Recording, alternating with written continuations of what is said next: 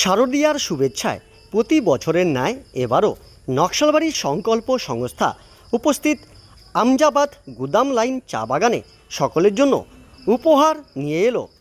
শ্রীমতী ইরানী দেবীর জন্মদিন উপলক্ষে বাচ্চাদের মধ্যে রংতুলি উপহার ও মিষ্টি মুখের আয়োজন করা হয়। সকলকে শারদীয়ার শুভেচ্ছা জানান নকশালবাড়ি সংকল্প সংস্থার সদস্যরা। আজ 6 অক্টোবর আমাদের সংকল্প সংস্থার দ্বিতীয় পর্যায়ের অনুষ্ঠান ছিল, যেটা পুজোর আগে আমরা করে থাকি। আমরা কিছুদিন আগে পুজোর হাসি ফোটাতে কিছু বস্ত্র বিতরণের মাধ্যমে আমরা একটি অনুষ্ঠান করেছিলাম।